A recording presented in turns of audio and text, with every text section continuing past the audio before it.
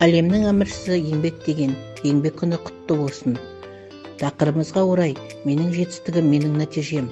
Ұстаздық жолда жарқырап жаңа жол, дара жол салып, жақсылыққа жетелеп өсірген біліммен бірге тәрбие нәрін сусындатқан шәкірт қана даңғыл жолда жетістікке жетіп, жемісін берері сөзсіз. Еңбек еленіп, еңсені тіктер шәкірттерім жетерлік. Бізде Малайдар Бексұлтан 1 жыл 10 ай оқып, шаштары өнері мамандығын алып шықты.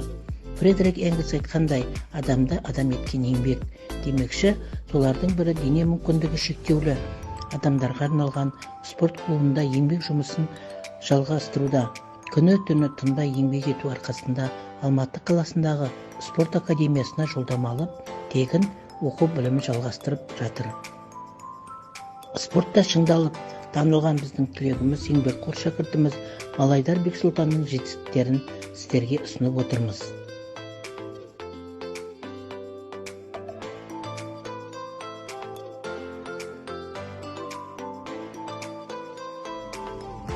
Саламатсыздар ма баршаңызға. Бүгін мен өз отбасыммен Алматы қаласына ұшып барамын. Оқуымды жалғастырамын, жұмыс жасаймын, әрі спортпен шұғылданамын. Барлық мектеп ұжымына, ұстаздарыма, тәрбиешілеріме өз атымнан алғыс білдіремін. Рахмет сізге.